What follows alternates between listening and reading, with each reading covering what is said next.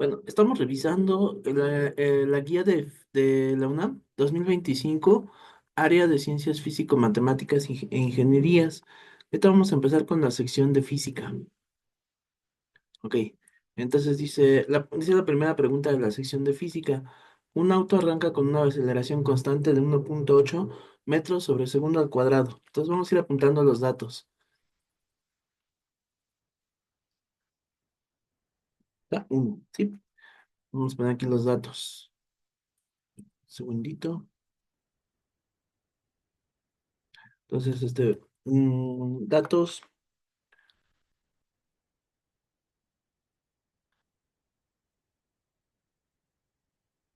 Ok, entonces aquí está, mira.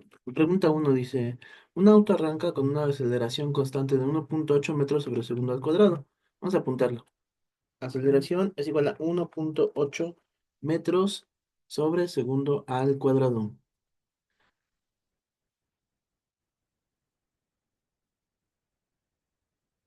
Y luego dice, la velocidad del auto 2 segundos después de iniciar su movimiento es de... O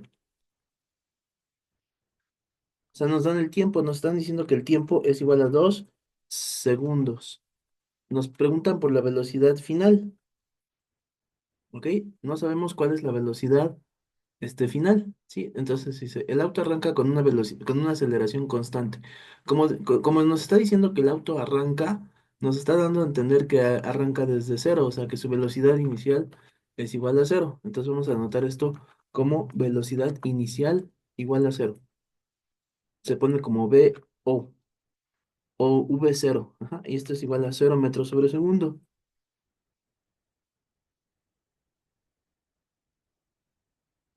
Entonces sería 0 metros sobre segundo. Ahí está.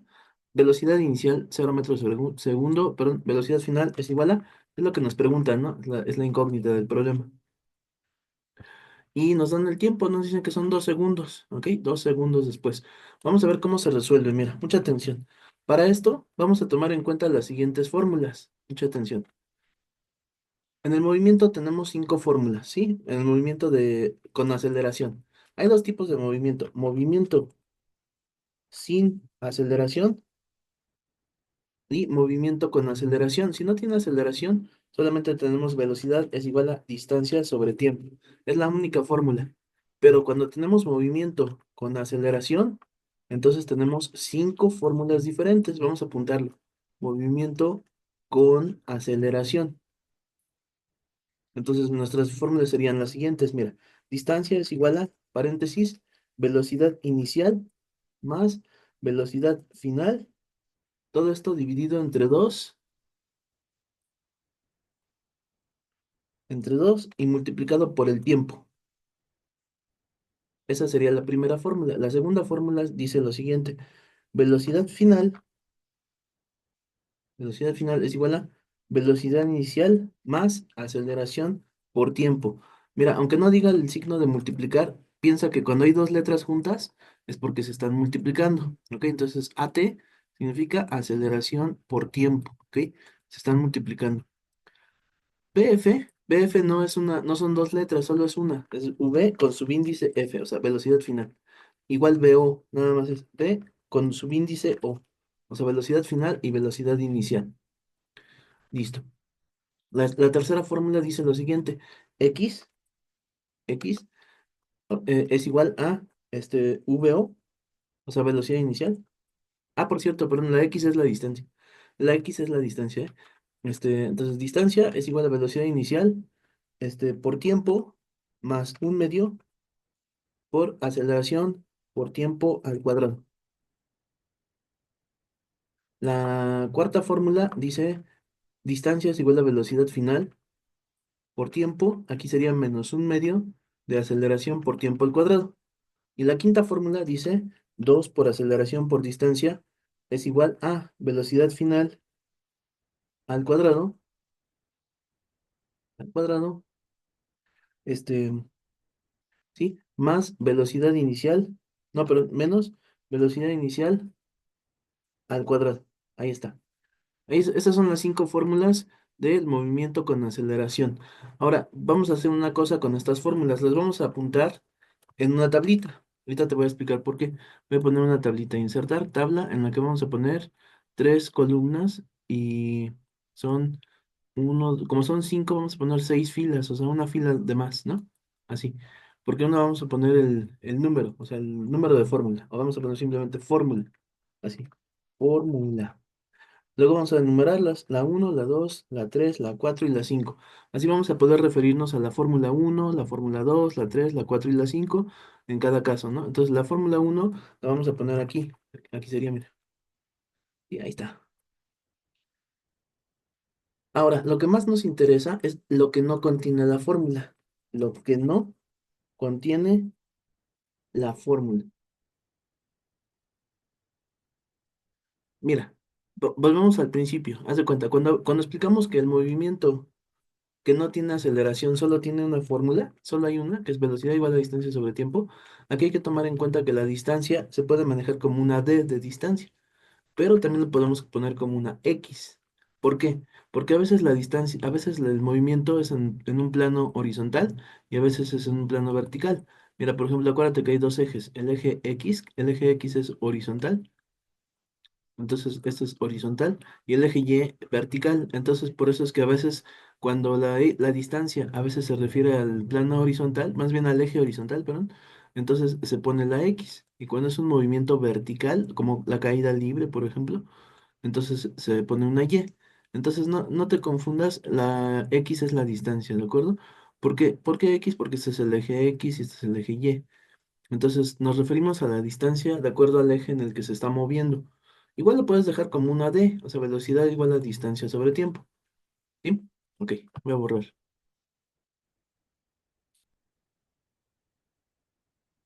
Bueno, entonces, volviendo aquí. En el movimiento que no tiene aceleración solo hay tres datos, que son la velocidad, la v. Ya viste que no aparece velocidad final y velocidad inicial, solo una, que es la v, que significa velocidad. La x, que significa distancia. Y la t, que significa tiempo. Por cierto, el tiempo siempre tiene que estar en segundos, la distancia en metros y la velocidad en metros sobre segundo para que todo esté de acuerdo al sistema internacional, como habíamos explicado en las clases anteriores. ¿Ok? Esos son los tres parámetros del movimiento que no tiene aceleración. Y por cierto, el movimiento que no tiene aceleración tiene un nombre especial, se llama movimiento rectilíneo uniforme.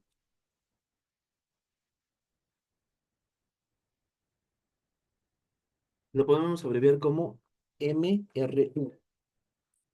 ¿Ok? Y el movimiento que sí tiene aceleración se llama movimiento movimiento uniformemente acelerado y lo podemos abreviar como MUA. ¿Ok? Generalmente el movimiento uniformemente acelerado también se llama movimiento rectilíneo uniformemente acelerado, pero como se podría confundir con el otro, o sea, porque los dos serían movimiento rectilíneo y nos podemos confundir, por eso quitamos lo de rectilíneo. Los dos son en línea recta, pero para que no nos confundamos vamos a dejarlo así, movimiento uniformemente acelerado o movimiento con aceleración. Ahí están ya los dos movimientos. Ahora, el movimiento con aceleración tiene cinco parámetros. Te voy a explicar cuáles son los cinco parámetros. Los cinco parámetros son velocidad inicial, velocidad final,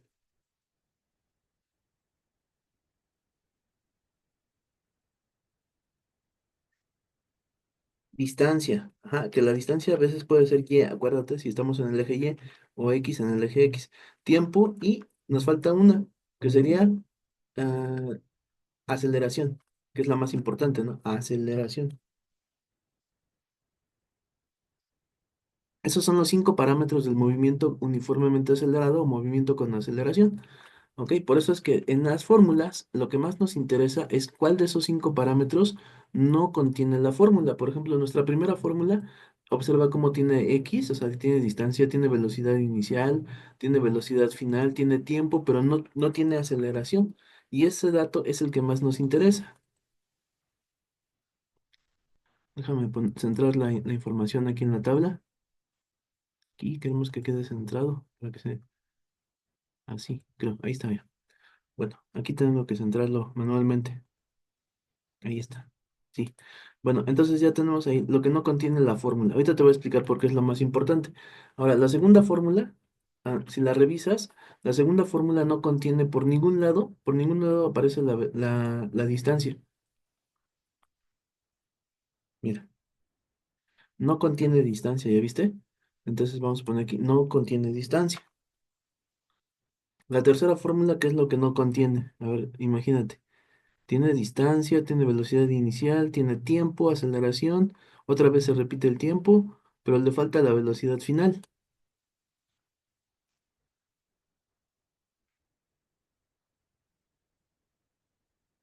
Poner velocidad final. La cuarta fórmula tiene todo menos la velocidad. Bueno, esta fue perdón, creo que lo puse dos veces, ¿no? Ahí está, mira. La quinta fórmula tiene todo menos la velocidad inicial. Aquí está, mira. ¿Ya viste? No tiene velocidad inicial. Y la última, por todos lados, no aparece la distancia, no, no es cierto, pero no aparece el tiempo, ¿ya viste? La última no contiene tiempo. Bueno, pues la columna que dice lo que no contiene es la columna más importante, porque es la columna que nos permite elegir la fórmula. Ahorita te vas a dar cuenta cómo voy a resolver el problema. Entonces recuerda, esta columna es la más importante. Bueno, me voy a regresar a mis datos, ¿sí? Voy a regresar a mis datos. A ver, regresando a mis datos, aquí me doy cuenta que dice, la pregunta dice, un auto arranca con una aceleración constante. O sea, me dice que la velocidad inicial es de cero porque arranca. Desde que dice que arranca, su velocidad inicial es cero. Me dice con una aceleración de 1,8. Aquí ya la apunté, 1,8 metros sobre segundo al cuadrado. La velocidad del auto 2 segundos después de iniciar su movimiento. O sea que nos dan el tiempo de 2 segundos y nos preguntan por la velocidad final. Aquí falta un dato, ¿no? Ya te diste cuenta que mencionó cuatro datos, pero nos falta uno. Hay uno que no mencionó, que es justamente la distancia que recorre el auto. O sea, en ningún momento nos dijo, ni lo mencionó, ni nos preguntó, oye, ¿cuál es la distancia que recorre? No la menciona, ¿ok? Pues no, no porque no la mencione quiere decir que no sea importante. De hecho, es lo más importante, ¿ok? No nos menciona la distancia, pero tampoco nos pregunta, ¿ok? Vamos a poner aquí, no interesa. No interesa, o sea, no queremos saber la distancia. Pues precisamente esa que no nos interesa es la que nos va a decir cuál es la fórmula correcta para resolver este problema. Porque entonces me voy a la que dice que no tiene distancia. Si no me interesa la distancia, pues elijo la que no tenga distancia. Aquí está, mira, esta es la que no tiene distancia. Entonces mi fórmula correcta va a ser esta. Copio mi fórmula y listo. Ya viste, la parte más importante era decidir cuál fórmula voy a ocupar de las cinco fórmulas que tengo. Y nada más sería bueno, proceder a escribirla. Aquí está, mira, mi fórmula. Siempre que resuelves un problema de física, acostúmbrate a seguir este orden, ¿sí? Fíjate bien, ¿eh? Primer paso. Uno, los datos.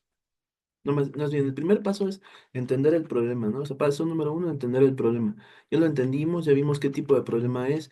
Paso número dos, escribir los datos. Aquí está, mira, paso número dos, ya escribimos los datos. Paso número tres, escribir la fórmula. Precisamente en este tipo de problemas, la fórmula la eliges con lo que no te interesa. Ajá, la variable que no te interesa es la que te va a servir. Entonces, velocidad final es igual a velocidad inicial más aceleración por tiempo. Luego sigue la sustitución. Sustitución. De hecho, sigue el despeje, ¿no? Pero aquí, bueno, despeje. Y luego la sustitución. Ya está despejado. Porque lo que nos preguntan precisamente, lo que sí nos interesa es la velocidad final. Sí nos interesa. Es lo que nos están preguntando. Si te das cuenta, en este tipo de problemas aparecen dos incógnitas. Una no nos interesa y una sí nos interesa. En este caso, la distancia no nos interesa. Y esa es la que nos va a decir cuál es la fórmula que elegimos. ¿Ya viste? En cambio, la que sí nos interesa, esa no necesitamos que tomarla en cuenta. Simplemente vamos a tomar la fórmula correcta. Vamos a sustituir ahora. Ya está despejada la variable de velocidad final. Nada más vamos a cambiar velocidad inicial por cero, el cero que aparece por ahí. Aceleración por tiempo significa multiplicar aceleración, que vale 1,8. Y el tiempo, que serían 2 segundos. 2 segundos, ahí está. Nada más sería multiplicar 1.8 por 2 y esto nos daría 3.6. Ay, perdón, 3.6. Como es una velocidad, sería metros sobre segundo. Nada más copio las unidades, mira. ¿Te das cuenta que no pongo las unidades cuando hago mis operaciones? No tiene caso, porque si ya todo está de acuerdo al sistema internacional, desde que tú apuntas tus datos, por eso te dije, cerciórate que esté en metros sobre segundo al cuadrado, la aceleración, el tiempo que esté en segundos, la velocidad inicial que esté en metros sobre segundo. Por ejemplo, desde aquí haríamos los ajustes. Si nos hubieran dicho que la velocidad viene en kilómetros por hora, hubiéramos tenido que corregir primero el dato para pasarlo a metros sobre segundo. Si nos hubieran dicho que el tiempo está en minutos, hubiéramos pasado el tiempo a segundos. Pero ya como todo está de acuerdo al sistema internacional, por eso al momento de hacer la sustitución, ya no tengo que hacer nada, ¿ok? Entonces, más que el despeje, fue la sustitución. Sustitución quiere decir que cambias los datos por los datos numéricos, ajá, las variables que están en la fórmula por sus datos, sus valores numéricos. Listo, eso es. Sí, sí, aquí debería estar el despeje, pero pues aquí ya va, fórmula y despeje van juntos. Listo. Ya tengo mi resultado, que sería 3.5 metros sobre segundo, que en este caso sería, la que más se parece es la D de dedo, ¿no? D de dedo. Ah, pero no es 3.6, ¿verdad? Sí, es cierto. 18, era 3.6, de hecho habíamos dicho eso, ¿no? 3.6. Ok, aquí está, mira, 3.6, sí es exactamente eso. Bueno, pues ya terminamos la primera, ¿ok? Me tardé, pero porque quería que tomáramos en cuenta todos los detalles que hay que tomar en cuenta para este tipo de problemas, ¿ok? No quiere decir que en el examen te van a hacer la misma pregunta. Tienes que saber elegir la fórmula. Pasamos a la segunda pregunta. Ok, la segunda pregunta dice, con base en el siguiente sistema de vectores, indica la magnitud del vector resultante en newtons. Ok, entonces nos dan ángulo, seno y coseno. Ángulo, seno y coseno. Entonces, cuando a ti te dan los vectores, así como están en este caso, tienes que hacer una tablita de vectores, ¿ok? Tienes que hacer una tablita de vectores. Ok, vamos a desplegarlos. Cuenta los vectores. Fíjate que son tres vectores, ¿no? El primero nos dice que son 30, el segundo nos dice que son 45 y el tercero nos dice que son 75. Pero mira, ve un detalle muy importante. El ángulo es un ángulo relativo, no absoluto. ¿Te acuerdas cuando te expliqué los ángulos absolutos? Bueno, pues los ángulos que maneja aquí la guía son relativos. O sea, el ángulo más cercano al eje X, mira, de aquí hacia acá son 30, ¿sí? De aquí hacia acá son 45. Y aquí te lo complicó muchísimo más porque no te puso ni siquiera el ángulo relativo, sino que te puso un ángulo complementario. O sea, el ángulo de 75 es complementario, no es el ángulo rojo. El ángulo rojo es el ángulo que está con respecto al eje X. Si de aquí hasta acá son 75, entonces para 90, ¿cuánto falta? Piensa, a ver, 75 le sumo 15, me da 90. Eso quiere decir que este angulito rojo, el ángulo rojo que estás viendo aquí, en realidad vale 15 grados, no 75 grados, porque los ángulos relativos se miden desde el eje X, no desde el eje Y como aquí, ¿de acuerdo? Entonces, este ángulo de 75 lo cambiamos por el ángulo correcto de 15. Tú puedes manejar ángulos absolutos o relativos, de todas maneras sale el mismo resultado. Ok, esta vez te voy a explicar con los ángulos relativos, tal como viene aquí en la guía. Entonces vamos a copiar el problema. Sí, nada más déjame tomarle una captura de pantalla y vamos a copiarlo. Un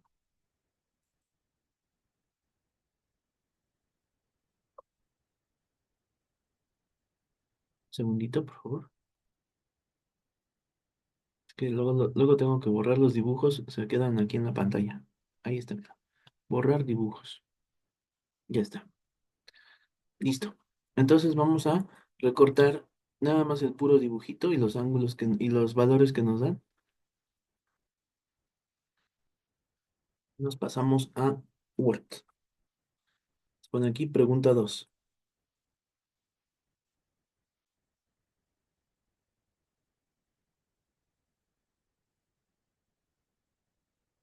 Bueno, ahí está ya nuestro dibujito.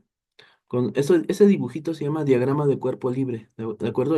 O sea, el plano cartesiano, donde salen todos los vectores, se llama diagrama de cuerpo libre. Vamos a ponerle así. Diagrama, espera, aquí. Diagrama de cuerpo libre. O sea, DCL. Ajá, tienes que acostumbrarte tanto al nombre como a la abreviatura, diagrama de cuerpo libre. ¿Por qué se llama así? Porque se supone que no aparece aquí el dibujo del objeto, ¿no? O sea, nada más aparece el objeto como si fuera el origen del plano. Por eso le pusieron diagrama de cuerpo libre, o sea que no aparece el cuerpo dibujado, o sea, el objeto. Bueno, entonces vamos a convertir los vectores a su forma de polar a rectangular, utilizando las fórmulas que habíamos mencionado en la clase anterior. Para eso ponemos una tablita en la que vamos a poner información, ¿sí? Te voy a explicar. Yo acostumbro poner una tablita con tres columnas, porque en la primera yo pongo mi notación polar, ¿sí? En la segunda pongo la notación rectangular. Y en la tercera pongo la notación unitaria. Ok, disculpa que no ponga los acentos. Yo quisiera ir poniendo los acentos, porque a mí sí me gusta escribir con buena ortografía, pero no lo pongo porque me cuesta mucho trabajo escribir en el teclado los acentos. Por eso no lo pongo, porque me tardaría más. A veces tengo errores como aquí, mira, por ejemplo, en notación polar. Así que ten paciencia con los errores ortográficos, es porque el teclado me cuesta trabajo escribir rápido. Bueno, aquí está, notación polar. El primer vector, vamos a tomarlos siempre desde el eje X en dirección contraria a las manecillas del reloj. O sea que el primer vector va a ser el de 8 newtons con 30 grados. Lo vamos a poner así en su forma polar.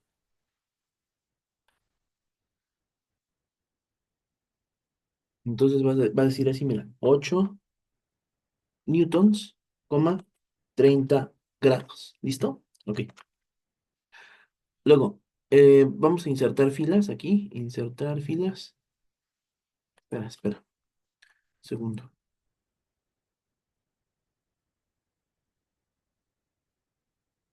Insertar filas debajo. Listo. ¿Ok?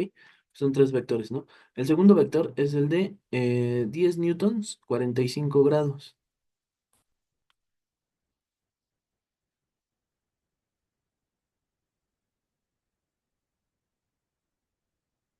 El tercero es el de 9 newtons, 15 grados. Acuérdate que el ángulo rojo es el que corregimos, ¿no? Entonces sería 9 newtons, 15 grados.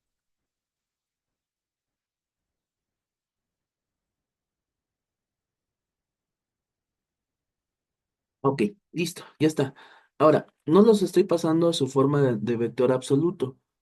Ok, ahorita vamos a trabajar con vector relativo. Te recuerdo cuál es el vector absoluto. Mira, el vector absoluto es cuando se tomaba el vector desde el ángulo, perdón, desde donde está el eje X hasta donde está el vector. Por ejemplo, este que dice 10 newtons, 45 grados, yo hubiera dicho en vector absoluto, hubiera dicho, son 180 más 45 porque está en el cuadrante 3. Y hubiéramos puesto 180 más 45 que nos daría 125. Pero no, ahorita vamos a dejarlo así, para que sea más fácil. Vas a ver.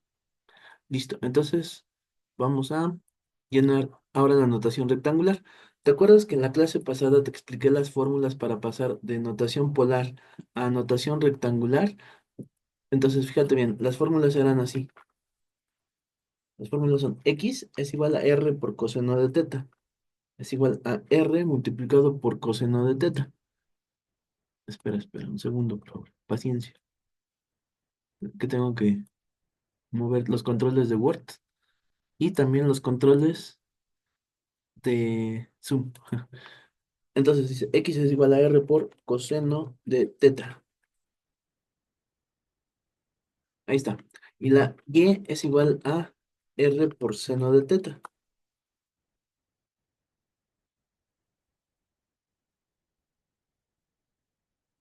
Ahí está, mira, esas son las fórmulas. Voy a poner sin porque si no es que no lo reconocen en español. Bueno, ya lo voy a dejar así como sen. Ahí está. Listo. Bueno, entonces, ¿qué tengo que hacer? Multiplicar el valor de 8 por el coseno de 30.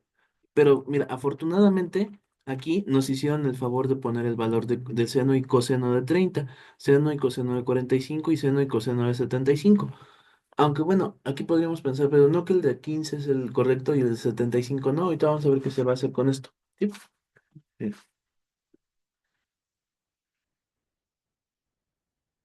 Un segundo, ¿eh? Déjame pensar. Estoy pensando nada más, ¿cómo explicarlo más fácil? Bueno, primero vamos a hacer esto. Siempre es una pregunta que me han hecho, siempre me dicen, pero si en el examen, ¿cómo voy a poder saber el valor de seno y coseno si no tengo calculadora? Pues es que generalmente te ponen aquí una tablita con los valores que vas a ocupar. Eso es lo que van a hacer. Lo que estoy viendo aquí es que en lugar de ponerte el ángulo de 15 fueron más allá de, o sea, es decir, ellos quieren complicarte tu existencia, ¿no? Ellos quieren que te cueste más trabajo y por eso es que pusieron el ángulo complementario, el de 75. Bueno, entonces vamos a hacer esto. Fíjate muy bien, ¿eh? Aquí vamos a multiplicar 8 por coseno de 30, o sea, es decir, 8 por 0,8. Ok, voy a usar mi calculadora para hacer la multiplicación. 8 por 0,8, segundito. Sí, sí, porque dice coseno de 30 es 0,8, ¿no? Entonces multiplico 8 por 0,8.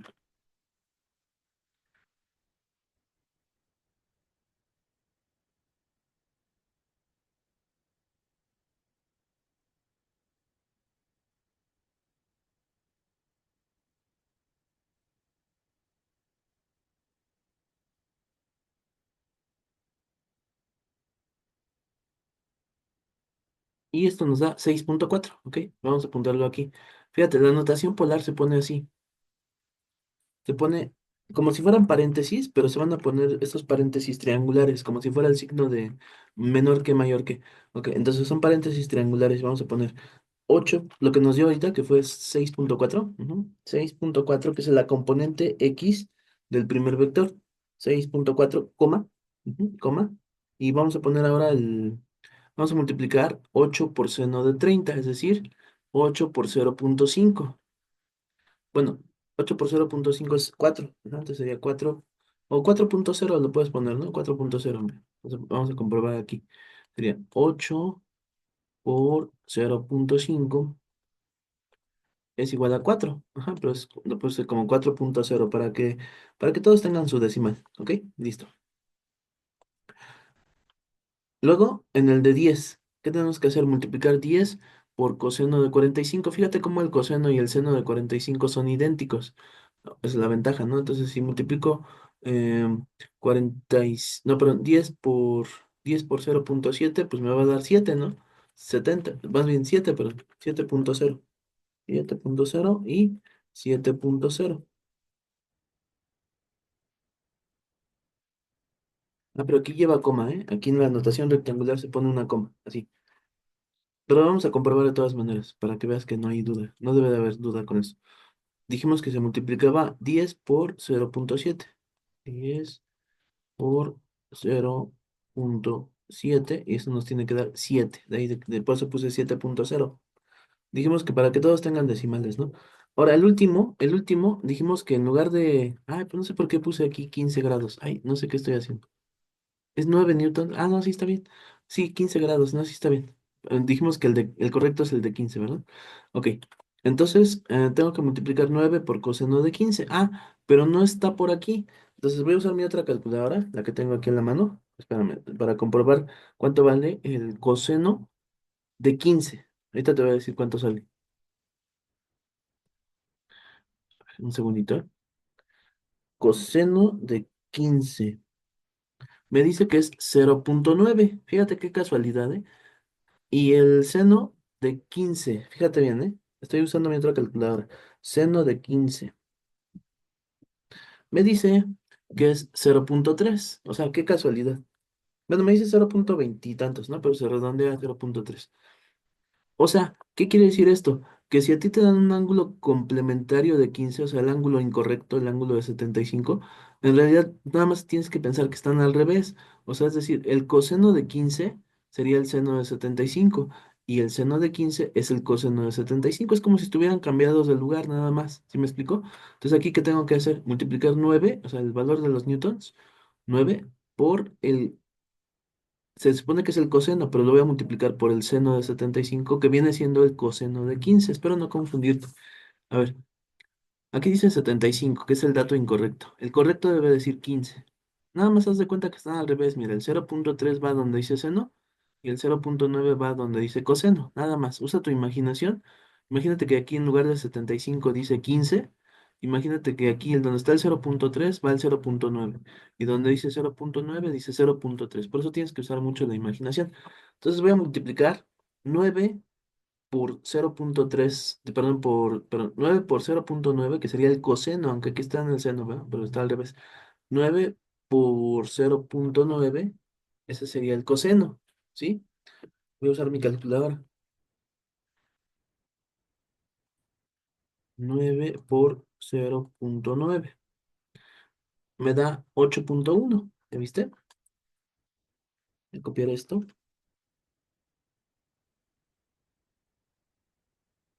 8.1.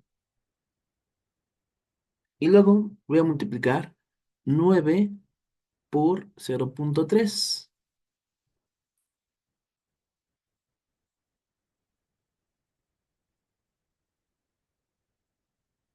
y me da 2.7.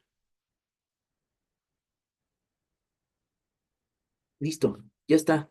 Fíjate bien, la notación rectangular es mi favorita porque la notación rectangular es la que nos da la información más precisa. La notación polar no te sirve casi para nada. O sea, solo te sirve para que la conviertas a rectangular, nada más para eso. Porque en realidad la notación rectangular es la que sí te sirve, es la que vas a ocupar para hacer la suma de vectorial. La notación polar no te sirve para hacer la suma vectorial, a menos que utilizaras instrumentos de juego geométrico. De lo contrario, no te sirve para nada. O sea, en pocas palabras, no te sirve esto para nada, pero esto sí, esto es muy valioso. Esto es la información. Entonces voy a agregar una fila, voy a poner insertar, insertar filas debajo, porque ahí vamos a poner el vector resultante, ¿ok? Aquí al final va a ir el vector resultante, ¿ah? Que también es lo mismo que la suma vectorial. Entonces, aquí hasta el final de donde está la notación polar, digo, perdón, rectangular, voy a poner uno extra. Aquí lo voy a poner en rojo, aprovechando que estamos aquí en Word y podemos usar el color rojo. Voy a sumar 6.4 más 7.0 más 8.1, o sea, toda la columna de las X. 6.4 más 7.0 más 8.1 y me da como resultado 21.5. 21.5. Y voy a sumar las Y. 4 más 7 más 2.7.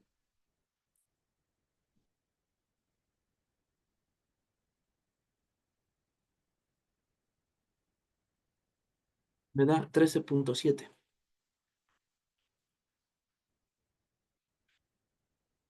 13.7. Esto que estás viendo en color rojo es el vector resultante en su forma rectangular. ¿Ok? Vamos a regresar a la pregunta a ver qué es lo que preguntaban. Ok, dice, con base en el siguiente sistema de vectores, indica la magnitud del vector resultante. Magnitud. ¿Qué quiere decir esto de la magnitud? Quiere decir que ahora lo tienes que convertir de su forma rectangular a su forma polar. Por eso es que aquí hay un hueco. Mira, aquí donde voy a poner este en color amarillo, ahí está un hueco, porque ahí falta su forma polar del vector resultante. ¿Sí? El vector resultante se va a poner en su forma polar. Y para eso necesitamos las otras fórmulas. Acuérdate que en la clase pasada yo te dije, estas son las fórmulas para pasar de notación polar a rectangular. Notación polar a rectangular. Ya se va a acabar la sesión. Ahorita les mando otro nuevo enlace, pero mientras les explico esto. Fórmulas para pasar de notación polar a rectangular. Ahí está. ¿Sí? Y ahorita les explico que hay otras fórmulas para pasar de rectangular a polar. De hecho, ya les había dado la fórmula la vez pasada y les dije que se las fueran aprendiendo para que cuando veamos vectores, nos sirvieran, ¿no? Entonces, ahora va a ser al revés, para pasar de rectangular a polar. Todavía tenemos 4 minutos, a ver si nos da tiempo.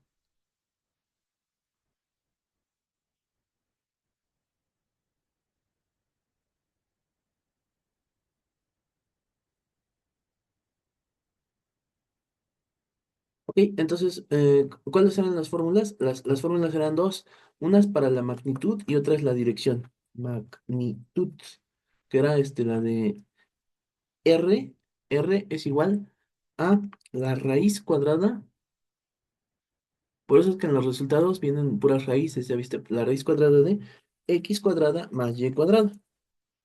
Y también habíamos dicho que la otra fórmula es la dirección. Entonces la magnitud es esta y la dirección era con la de tangente a la menos uno. ¿Te acuerdas? Mira, dirección, o sea, ángulo, entre paréntesis, ángulo. La dirección es el ángulo, ¿sí? Entonces era teta, teta, por aquí anda, aquí está bien. Teta es igual a tangente a la menos uno o arco tangente o arctan de y sobre x. De hecho, hasta les había dicho que en los libros a veces aparece más complicada, pero es la misma. Simplemente hay que hacer esto. Ahora, vamos, no nos piden la dirección, así que olvídate, ahorita ni siquiera la vamos a ocupar, pero vamos a ocupar la magnitud porque esa sí nos la piden. ¿Ok? Entonces hacemos la sustitución en esta fórmula. Ahí está. ¿Qué escribo? Pues la x, la sumatoria de las componentes x quedó 21,5 al cuadrado, ¿sí? 21,5 al cuadrado, más la y, que sería 13,7 al cuadrado. Entonces nada más tendrías que hacer esas operaciones y con eso, en teoría, ya tienes la respuesta, ¿no? Ok, vamos a ver. Ya no me da tiempo. No, ya no me da tiempo, pero me quedan 2 minutos. Bueno, a ver, lo intentaré. Si no, ahorita les mando el enlace. A ver, 21,7, 21,5 al cuadrado. Voy a hacer mi otra calculadora. 21,5, 462,25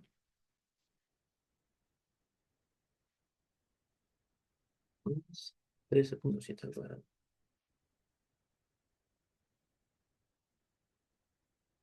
187,69.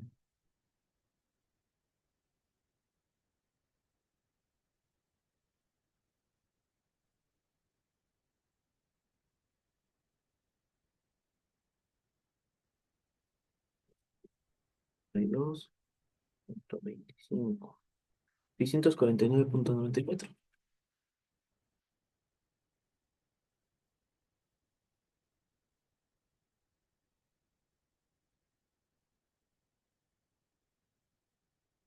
Creo que salió eso, ¿eh? Vamos a ver. Queda un minuto. Ah, ok, 650. Mira, el inciso C dice 650, es el que más se parece. ¿Ya viste? Ahí está, es el más aproximado. Ok, ahora piensa, imagínate cómo le vas a hacer en el examen si no tienes calculadora. Bueno, entonces en un momento más les mando el otro enlace, ¿sí?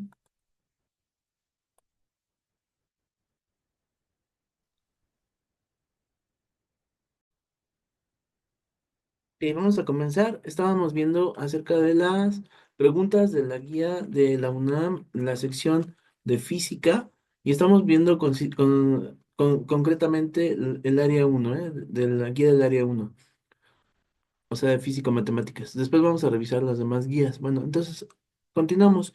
Estábamos viendo la pregunta 2, y ahora vamos a ver la siguiente pregunta. Mira, la pregunta 3 es un poquito más conceptual, está sencilla. La siguiente figura ilustra el momento preciso en el que un bat golpea una pelota. ¿Cuál de las imágenes muestra los vectores que representan la tercera ley de Newton? Está muy fácil. Mira, dice, considera que la expresión de F P sobre B es la fuerza de la pelota sobre el bate y la F B sobre P es igual a fuerza del bate sobre la pelota. Ajá, nada más. Ahora, ¿qué dice la tercera ley de Newton? La tercera ley de Newton dice lo siguiente: a cada fuerza de acción corresponde una fuerza de reacción de la misma magnitud pero en sentido contrario. O sea, a cada fuerza de acción se opone una fuerza de reacción que es de la misma magnitud pero en sentido contrario. O sea que los vectores tienen que ser idénticos en sentido contrario. Me tiene que quedar claro de cuál es cuál. Ahorita vamos a ver por qué. Aquí vamos a ver, en el primer esquema tenemos que hay dos fuerzas idénticas. Observa cómo tenemos dos fuerzas idénticas. La primera dice FB sobre P, o sea, es decir, la fuerza del bat sobre la pelota. Y la otra dice fuerza de la pelota sobre el bat. Yo considero que esta es la respuesta correcta, porque las dos son del mismo tamaño y porque están actuando de manera correcta. Es decir, mira, en el punto de contacto es donde se lleva a cabo el intercambio de fuerzas. Observa. La fuerza que ejerce el bat sobre la pelota, el bat sobre la pelota, es esta, mira, esta es la fuerza del bat sobre la pelota. Y la fuerza que ejerce la pelota sobre el bat es la fuerza de reacción. O sea, cuando el bat golpea la pelota golpea el bat con la misma fuerza, pero en la dirección contraria. O sea, es decir, esta sería la fuerza de reacción. Como puedes ver, son de la misma magnitud, pero en sentido contrario. Y debe de quedar claro, ¿no? ¿Cuál es cuál? Bien, yo creo que esa es la respuesta correcta. Vamos a analizar por qué otras no serían la respuesta correcta. Mira, la segunda de aquí, la segunda imagen dice que la fuerza del bat sobre la pelota es más grande que la fuerza de la pelota sobre el bat. No es así. O sea, podríamos pensar de manera, digamos, instintiva, podríamos pensar que sí, el bat pesa, tiene más fuerza que la pelota y la pelota casi ni puede mover al bat. En realidad lo que pasa es que el bat tiene mayor masa. Por eso es que el bat em, no se mueve y la pelota es la que sale disparada, porque tiene menos masa. Ahí aplica también la segunda ley de Newton. Aceleración es igual a fuerza sobre masa. Mira, la segunda ley de Newton dice lo siguiente. Espérame. Aquí está. La aceleración es igual a fuerza sobre masa. Entre más masa, menos aceleración. O sea, es decir, la aceleración y la masa son inversamente proporcionales. Por eso es que como el bat tiene una enorme masa, su aceleración del bat es muy pequeña. O sea, la pelota golpea el bat, pero el bat ni se mueve o no se ve que se mueva. En cambio, entre menos masa, mayor aceleración. Fíjate que la masa de la pelota es muy pequeña, entonces su aceleración es enorme. Ajá, porque son inversamente proporcionales. La fuerza es la misma, o sea, la fuerza actual en los dos casos es la misma, porque es la fuerza de acción y fuerza de reacción. Tienen que ser idénticas, como lo dice el inciso A. Entonces, por eso queda descartado el inciso B, que podríamos pensar, digamos que por sentido común, que esa sería la respuesta, pero no es así. Muy bien.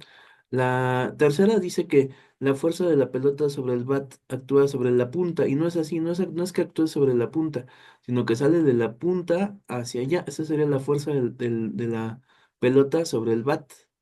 Ajá. Además, aquí está al revés, ¿no? Aquí dice fuerza del bat sobre la pelota. Están al revés, ¿no? Bueno. Entonces, esa queda descartada por dos razones. Primero, porque no actúan sobre la punta, sino que actúan saliendo de la punta, ¿no? Así como está aquí, mira. Bueno, perdón, saliendo del punto de contacto, a eso me refiero. Saliendo del punto de contacto hacia la derecha, esta sería la de la pelota del... Ah, perdón, aquí están al revés, ¿verdad? A ver, esta es la fuerza... Ah, no, sí está bien.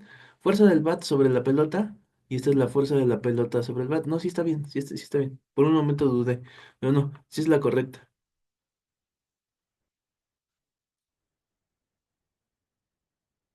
Segundito. Ah, espérame. Es que estaban en sala de espera, perdón, no me había dado cuenta. Ok, continuamos, perdón, continuamos. Entonces, ya vimos que aquí la respuesta correcta es esta, es decir, es la fuerza de acción y la fuerza de reacción, que son de la misma magnitud, pero en sentido contrario. Y estábamos viendo por qué la B no puede ser, porque de aquí parece como que una es más grande que la otra. Aquí esta queda descartada porque no actúan en esa forma, sino que actúan en esta forma. Y la última también queda descartada, o sea, pues es por lógica, ¿no? No puede ser una más grande que la otra porque la ley de Newton, la tercera ley de Newton dice claramente que son iguales, son de la misma magnitud, pero en sentido contrario. Esa es más conceptual, está bastante sencilla, ¿no? Luego la pregunta 4 también es conceptual, prácticamente nos están preguntando la fórmula. ¿Cuál es la ecuación que permite calcular la energía cinética de una partícula con masa y velocidad? Esa es una pregunta demasiado fácil, nada más es energía cinética es igual a un medio multiplicado por la masa por la velocidad al cuadrado.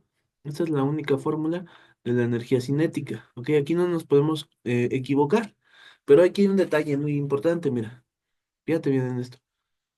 También podría venir así, y no quiere decir que esté mal. Mira, podría venir de esta manera. Podría venir como energía cinética, así, C, es igual a masa por velocidad al cuadrado dividido entre 2. Y es lo mismo. Es lo mismo que si ponemos un medio por la masa por la velocidad al cuadrado. Son idénticas. La que sí podríamos descartar es esta. Mira, se parece mucho a la que escribí ahorita, pero el problema es que la velocidad no está al cuadrado. Ujú. Y esta pues queda descartada porque no tiene un medio, tiene ahí un 2.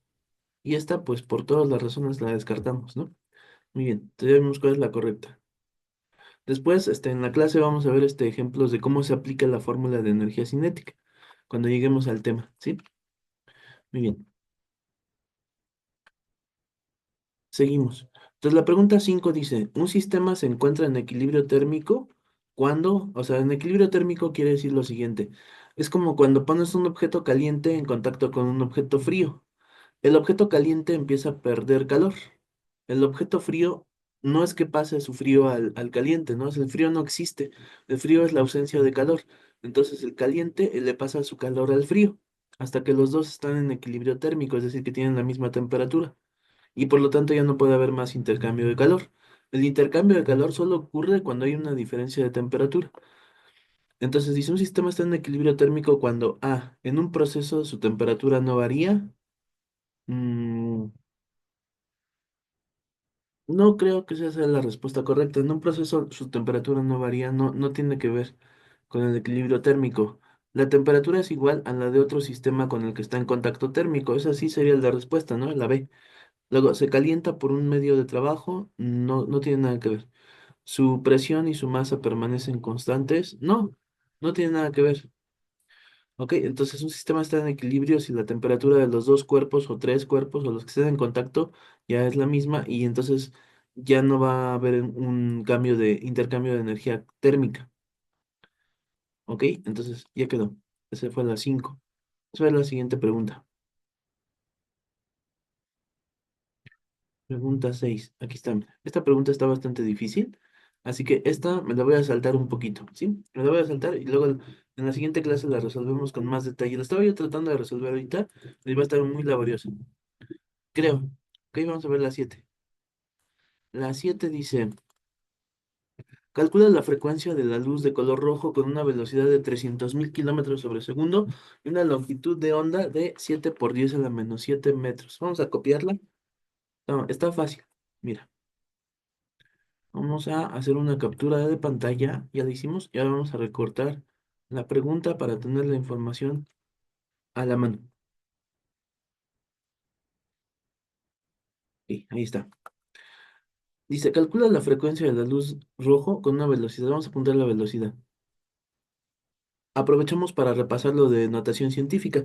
En lugar de que yo ponga 300.000 kilómetros sobre segundo. Fíjate lo que voy a hacer. Voy a poner 300.000, lo voy a recorrer el punto decimal. Voy a poner punto decimal al final del entero y le voy a agregar una potencia de 10 por 10 a la cero. ¿Sí? ¿Ya viste? A la cero. Para que así ya pueda yo empezar a mover el punto decimal. Si yo muevo el punto decimal hacia la izquierda, porque no quiero tener tantos ceros, porque son muy incómodos, ¿no? Porque trabajar con un número tan grande, y sobre todo si estoy en el examen, me va a quitar mucho tiempo. Por eso lo voy a tener que mover. El punto decimal, quiero que quede después del primer 3.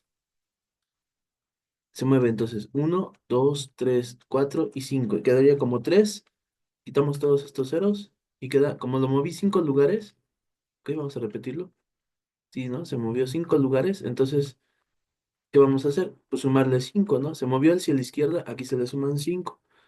Y ya está, mira, 3.0 por 10 a la 5 kilómetros sobre segundo. Pero mejor aún, kilo quiere decir por 10 a la 3, ¿no? Acuérdate, quitamos la kilo y dejamos por 10 a la 3. O sea, cambiamos el prefijo griego de kilo por su potencia de 10. Y como me explicaron en matemáticas y en física, se suman los exponentes y quedaría por 10 a la 8. De esa manera ya tengo todo en metros sobre segundo, ¿ya viste? Entonces quedaría como 3.0 por 10 a la 8 metros sobre segundo, como debe de ser, de acuerdo al sistema internacional. Ya tengo ahí la velocidad. Pero además me dicen que la longitud de onda, mira, ay, perdón, bueno, se movió, ya la voy a dejar así. La longitud de onda se simboliza como lambda, que es una letra griega, vamos a ponerla. Por aquí anda la letra, aquí está, no, no está aquí en estos. Vamos a ponerlo aquí en letras griegas. Aquí, ¿dónde la vi? Aquí está, mira, aquí está, lambda. Ajá, lambda. Ok, longitud de onda, o sea, lambda, es igual a 7 por 10 a la menos 7 metros.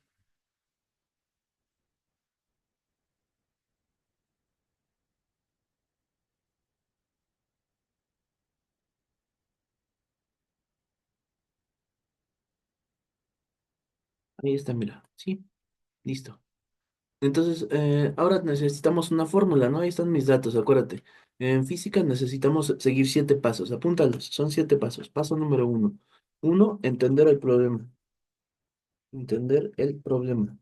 Y entender el problema incluye que te sepas las fórmulas, que sepas de qué tema estás hablando, que le entiendas al enunciado, que sepas lo que te están preguntando, ¿no? Eso sería entender el problema. Dos, escribir las fórmulas, ¿sí? Escribir la o las fórmulas, ¿no? Por eso pongo las fórmulas. Paso número tres es, perdón, disculpa, me estoy saltando uno. Escribir los datos. Escribir los datos. Paso número tres, escribir las fórmulas. Paso número cuatro, despejar. Despejar incógnita. Incógnita. Y paso número cinco, sustitución. Y el paso número seis, que muchas veces se nos olvida, es adaptar. Adaptar resultados. Porque eso quiere decir que tienes que, aunque tu resultado esté correcto, lo tienes que ajustar para que esté como en las opciones de la pregunta, ¿sí? Porque a veces hacemos todo bien, pero no está la respuesta entre las opciones que ponen ahí. Tenemos que adaptarlo para que se parezca a alguna de las opciones. Listo. Entonces, esos son los 7 pasos para, bueno, pero me falta uno, ¿no? Adaptar los resultados.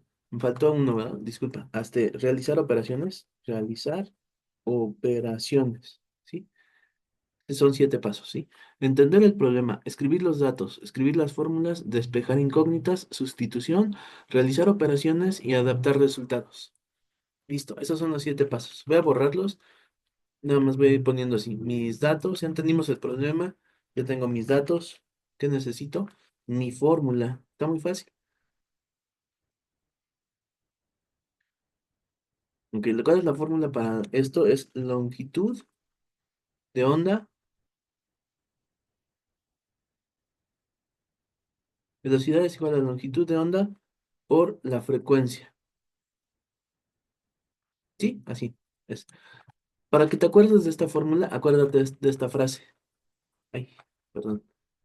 Ay, no sé qué estoy haciendo. Lo borré. Ahí está. Ya, ahí está. Para que te acuerdes de la fórmula, que está muy fácil, acuérdate de esta frase. Así. Betty, la fea. Betty, la fea. Entonces, pero con falta de ortografía. Así como Betty, la fea. Y la es de lambda. O sea, es decir, velocidad es igual a longitud de onda por frecuencia. Betty igual a la fea. O sea, ahí está. Con esa frase puedes acordar de esta fórmula. Está súper fácil. Por si se te llega a olvidar, ¿eh? Porque está muy fácil y a veces lo que es muy fácil se nos olvida por alguna razón. Porque no lo estudiamos. Decimos que está bien fácil. ¿Para qué me la estudio? Entonces, de aquí tenemos que despejar. Según lo que vimos ahorita, hay que despejar la incógnita. Entonces, la incógnita sería la f. Si, decimos que si lambda está multiplicando a f, pasa dividiendo debajo de v, ¿no? Entonces, está multiplicando, pasa dividiendo debajo de v. Y ya tengo mi fórmula despejada para la f. Ya nada más hay que hacer la sustitución.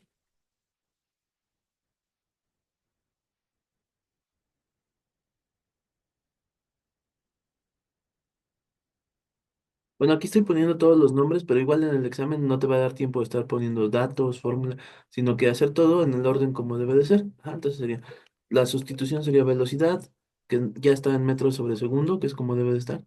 Es este dato. Entonces ya no necesito poner las unidades. ¿Ya para qué pongo metros sobre segundo? Si ya está correcto, ¿no? De acuerdo al sistema internacional.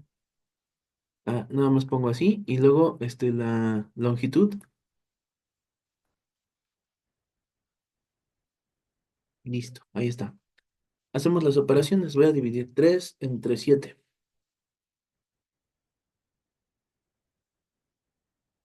Me da 0,4285.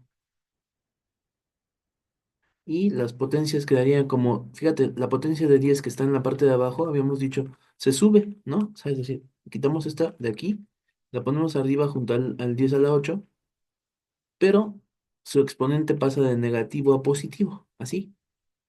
Entonces se sumaría, ¿no? Sería por 10 a la 15.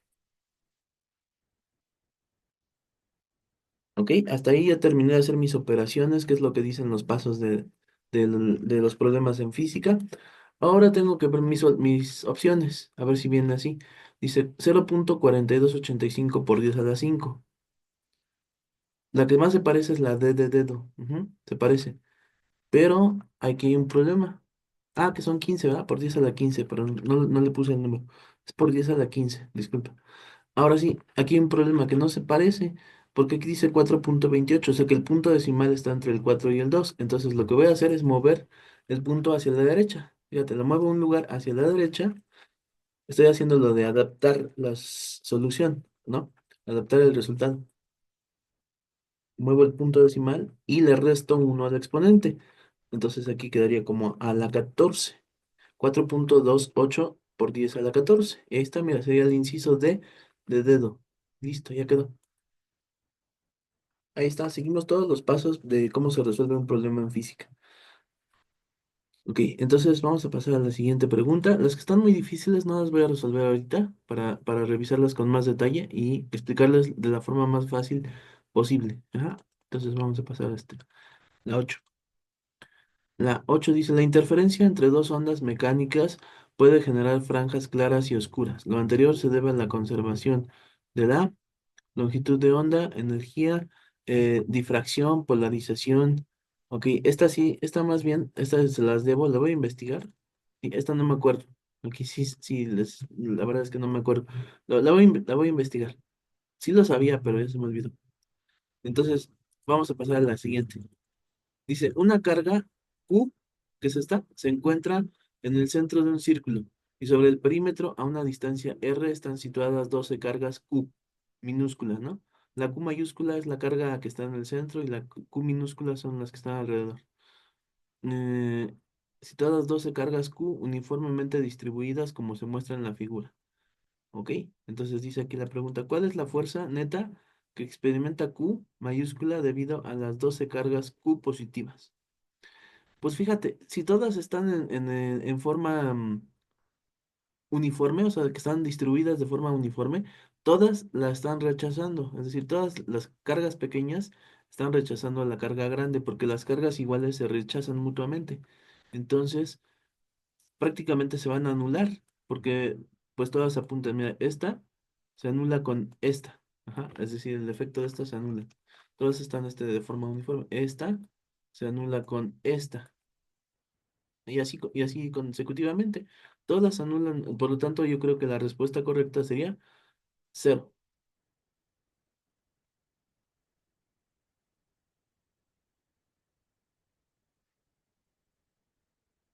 Mm.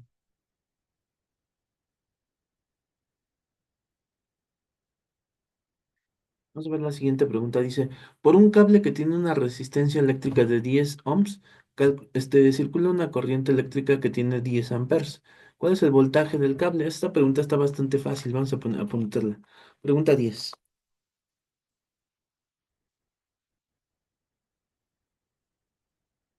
Vamos a poner los datos.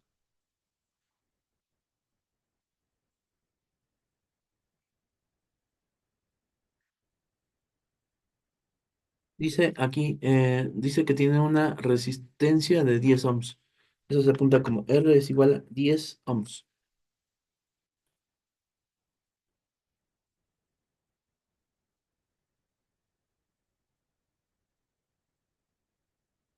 Pero es ohms mayúscula, omega mayúscula, mira, esta. Esta es la letra omega de resistencia ohms. Y dice, circula una corriente eléctrica de 10 amperes. Entonces tenemos que I es igual a 10 amperes. Y nos preguntan el voltaje. Pues es una pregunta bastante fácil. Acuérdate que la fórmula es V es igual a RI. O sea, V, voltaje igual a resistencia por intensidad de la corriente. Y para que te puedas acordar de esta fórmula, acuérdate de esta frase. Victoria igual a reina de Inglaterra. Victoria igual a reina de Inglaterra. Entonces la reina Victoria fue la reina. más querida de Inglaterra después de la reina Elizabeth I, ¿no? Entonces la Victoria fue una de las reinas más queridas. Muy bien, entonces ahí está, Victoria igual a reina de Inglaterra. Luego, ¿qué más? Ah, bueno, vamos entonces a calcular lo que nos preguntan. Nos preguntan esto, nada más hay que multiplicar. Sería 10 por 10 igual a 100. Está fácil, ¿no? 100. Sería 100 volts, inciso A. No puedo creer que esta pregunta esté tan fácil. Vamos a ver la pregunta 11. Siento que en cualquier momento va a haber una pregunta bien difícil. A ver, dice, de acuerdo a la imagen, la corriente que circula por el resistor de resistencia R/2 es... Ah, esta sí se ve un poco más difícil. Esta se ve difícil, a ver.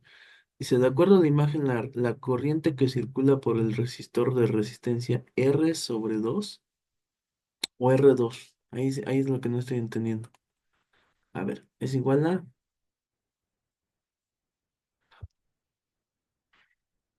Un momento, estoy pensando cómo.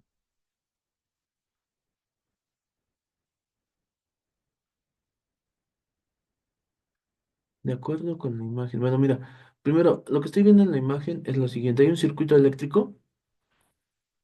Ahí que hay un circuito eléctrico. Y tenemos esto, mira. Aquí está la batería del circuito eléctrico. Esto es el voltaje, no es la batería. Tiene un polo positivo y un polo negativo. Siempre la electricidad sale del polo positivo y circula a través de la resistencia y regresa a la batería hacia el polo negativo. Bueno, ahí está, esa es la corriente eléctrica. Pero dice, de acuerdo a la imagen, la corriente que circula por el resistor de resistencia R/2 es, bueno, se supone que la fórmula era V es igual a RI, ¿no? Así, RI. Entonces, si yo despejo la I, va a quedar como I es igual a V sobre R. Así, ¿estamos de acuerdo? V sobre R. Pero, como no viene como tal así, V sobre R, ¿qué va a pasar con el 2 que está ahí? Vamos a ver. Como dice R/2, fíjate, este 2 que está aquí es como en álgebra. Ajá, es como en álgebra. ¿Te acuerdas que en álgebra, eso es una fracción, así viene como R/2? Al entero, ¿qué se le hacía en álgebra? Se le pone un uno abajo, ¿no?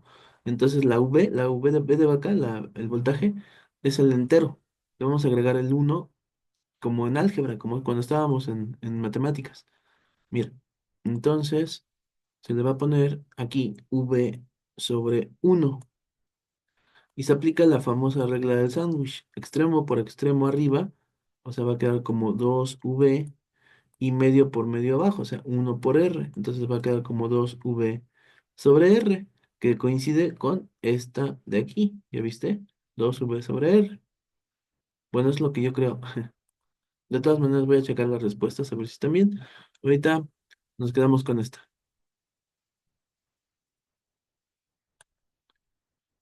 Listo. Vamos a ver la siguiente. Esta fue la pregunta 11.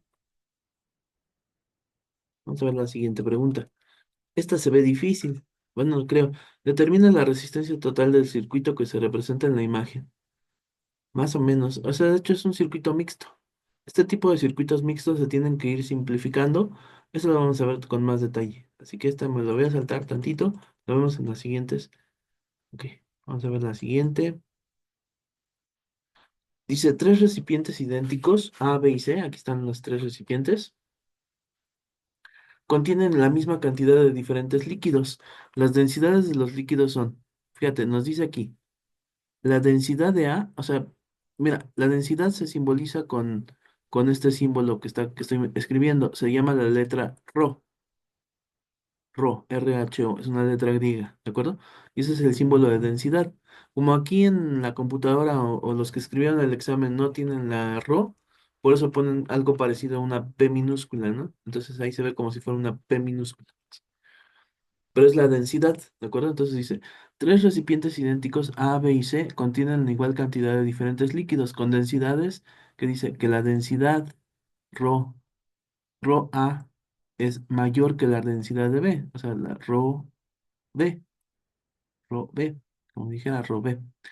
ρB y luego la ρB es mayor que ρC.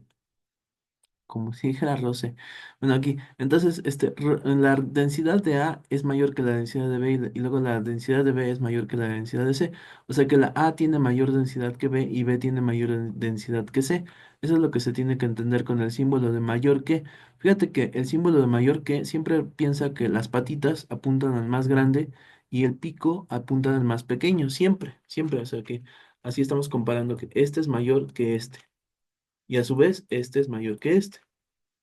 Bien.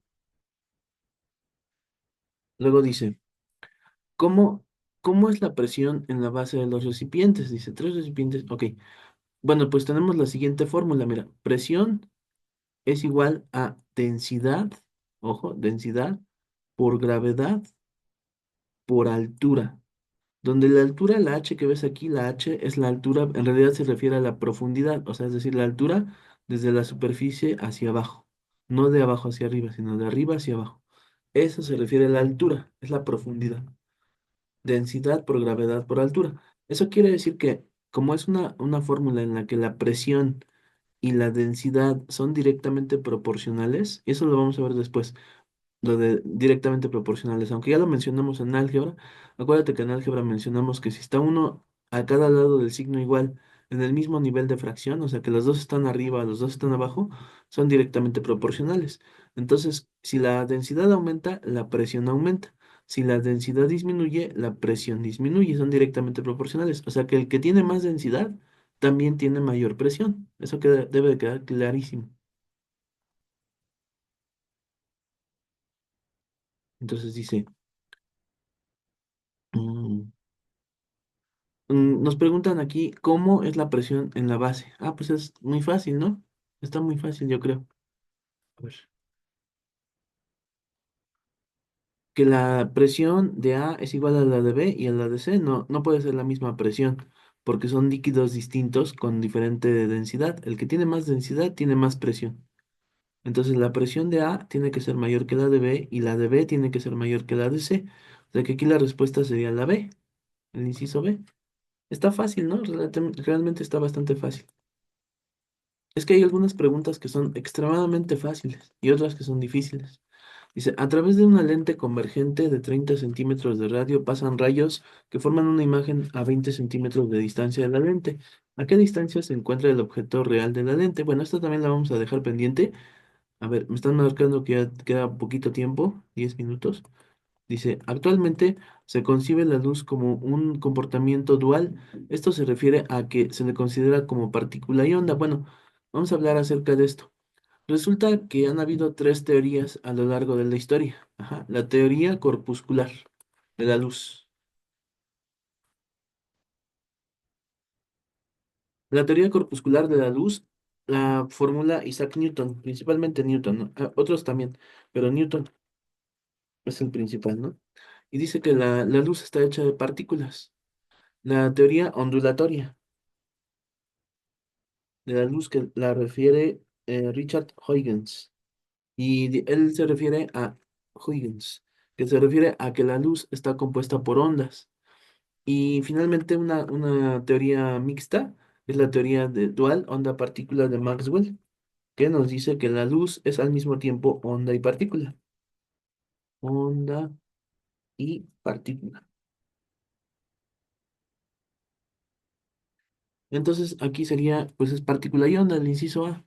La luz se considera como onda y partícula. De hecho, la luz está compuesta por un campo magnético y un campo eléctrico simultáneos que están ocurriendo de forma perpendicular, por si te preguntan eso. La luz siempre lleva un campo magnético y un campo eléctrico al mismo tiempo, que son perpendiculares entre sí en el espacio. Y es una onda que al mismo tiempo se comporta como partícula. Entonces, ya ahí creo que termina la parte de física. Déjame revisarlo. Un segundo. Sí, ahí creo que termina lo de física. No, aquí le queda una pregunta. Dice, ¿en qué áreas recibió Madame Curie el premio Nobel? Pues sería en física y química. Ok, Madame Curie recibió los premios Nobel de física y de química. Está bastante fácil. Se me hizo bastante fácil. Todavía nos faltan algunas preguntas, ¿eh? Las preguntas difíciles que dejamos pendientes. O laboriosas, más que nada. No, esta es laboriosa, no es difícil, solo que es laboriosa. Pero para adelantarnos para la pregunta número 12, vamos a plantear cuáles son las fórmulas para los circuitos en serie y los circuitos en paralelo, ¿sí? Trata de aprenderte las fórmulas para los circuitos en serie, circuitos en serie y los circuitos en paralelo. Vamos a poner esto como una tablita. Es que como tablita es más fácil de aprenderlos. Entonces vamos a poner aquí circuitos en serie y circuitos en paralelo. Primero te tienes que aprender lo difícil, ajá. Siempre lo difícil, acuérdate. Entonces empezamos con lo difícil. Lo difícil es la resistencia, ¿ok? La resistencia equivalente o resistencia total, es lo mismo, ¿eh? Resistencia equivalente. Para los circuitos en paralelo sería uno dividido entre la resistencia equivalente es igual a uno dividido entre la resistencia uno más uno dividido entre la resistencia 2 más uno sobre la resistencia 3, etcétera. O sea, no importa cuántas resistencias haya, si son en paralelo, la fórmula va a seguir así, ¿no? Es uno sobre R1, uno sobre R2, uno sobre R3, vamos a poner aquí puntos suspensivos, etcétera, ¿sí? Mientras que la resistencia para los circuitos en serie es mucho más fácil, es decir, solamente es resistencia eléctrica, perdón, resistencia equivalente es igual a R1 más R2 más R3 más todas las resistencias que aparezcan en serie. Listo, está fácil, ¿no? Es una diferencia bastante fácil de entender. Nada más que apréndete la difícil. Esta es la difícil y esta es la fácil. Ahora, vamos a ver qué más pasa aquí. Necesitamos pensar en las pilas, ¿sí? Si tú colocas dos pilas, vamos a poner una imagen de unas pilas aquí, a ver, pon aquí pilas en serie.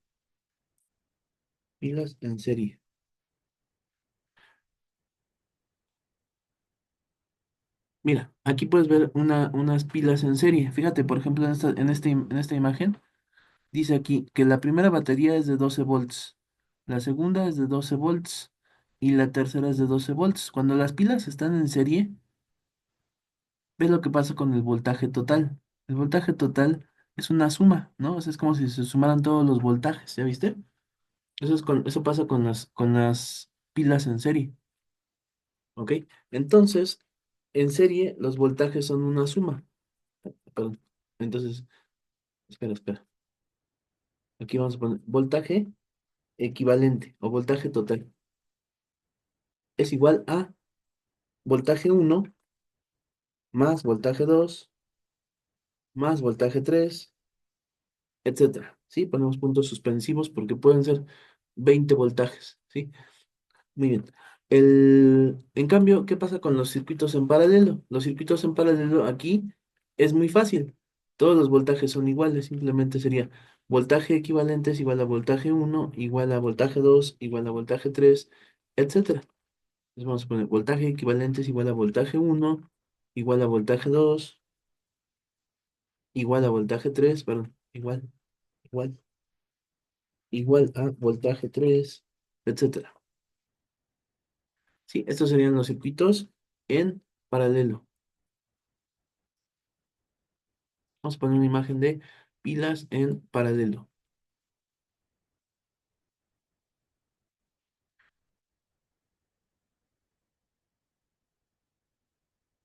Mira, observa esto. Aquí tienes una batería de 12 volts, otra batería de 12 volts, otra batería de 12 volts y el voltaje total es de 12 volts. ¿Ya viste?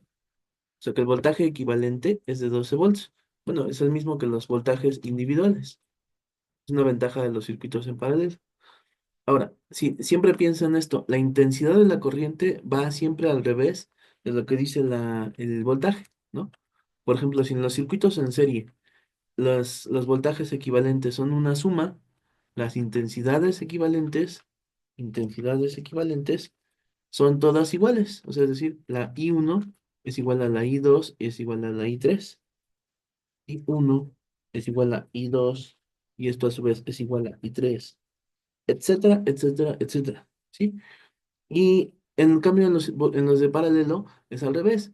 Si en las intensidades en serie son fáciles, en los de paralelo son difíciles, porque se tienen que sumar. ¿Ok? Entonces aquí sería intensidad equivalente es igual a I1 más I2 más I3, etcétera. ¿Ok?